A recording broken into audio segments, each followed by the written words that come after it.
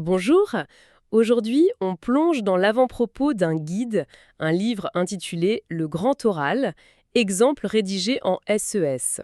Bonjour, oui, SES pour Sciences économiques et sociales, c'est ça. Exactement. Un livre de Bénédicte Béja et Miguel de la Montagne. C'est donc un guide pour les lycéens qui préparent cette fameuse épreuve du bac. Tout à fait. Notre but aujourd'hui, c'est de décortiquer un peu ce que ce guide propose, selon ses auteurs à qui il s'adresse vraiment. D'accord. Et d'ailleurs, dès le début, l'avant-propos cite la note de service officielle, celle de juin 2024. Ah oui, c'est important ça. Oui, elle rappelle que l'objectif du grand oral, c'est, je cite, montrer sa capacité à prendre la parole en public de façon claire et convaincante. Mhm. Et aussi, mettre ses savoirs au service d'une argumentation. C'est pas rien comme programme, hein. Non, c'est clair. C'est un vrai exercice. Et ce que dit l'avant-propos, c'est que le livre a une approche très structurée pour y arriver. Structuré, c'est-à-dire. Il promet par exemple 3 exemples complets qui sont commentés. Il décortique aussi les stratégies pour argumenter. Ah oui. Oui. Et il propose un accompagnement pour maîtriser cette parole argumentée. Donc ça colle pile aux critères d'évaluation de la grille officielle. D'accord, donc c'est très ciblé sur les attentes du jury, en fait. C'est ça. Et l'idée forte qui ressort, c'est que le grand oral, attention, c'est ni une récitation apprise par cœur, Oui, ça sonnerait faux. voilà, ni non plus une impro totale, ce qui serait un peu casse-gueule, disons. D'accord. Les auteurs y parlent d'une prise de parole structurée, personnelle et interactive.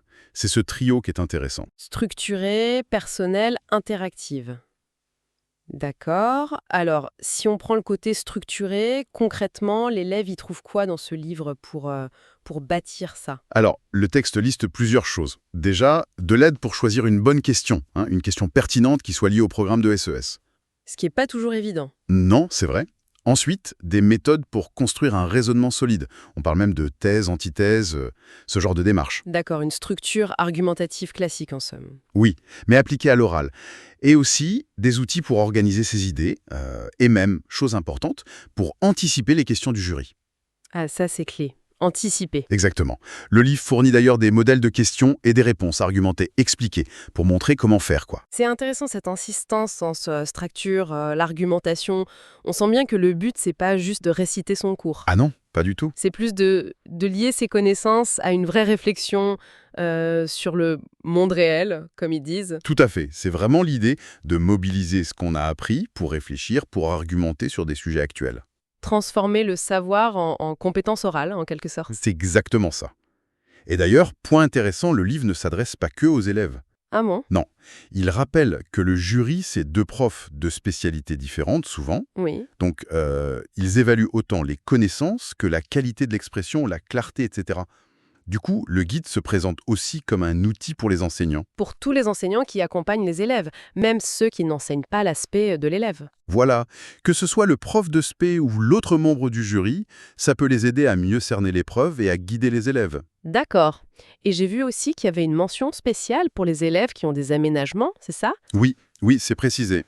Le texte dit que ces élèves, ils y trouveront un support clair et rassurant pour faciliter leur préparation, en fait. C'est bien d'y penser. Oui.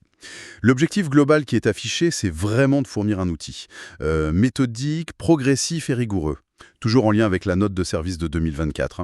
Logique. Le but final, c'est d'aider les élèves à être plus sûrs d'eux et à transformer leurs connaissances en une parole convaincante.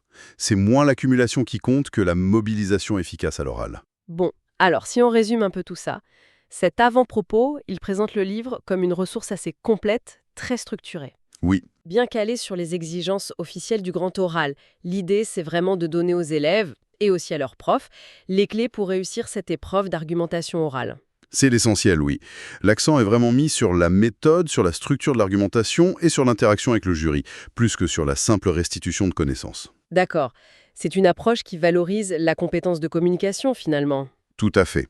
La compréhension et l'application dans un contexte oral.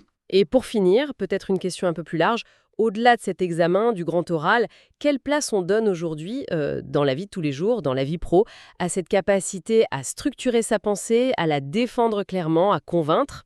C'est une excellente question. C'est une compétence qui sert bien au-delà du lycée, j'imagine. Ah oui, sans aucun doute.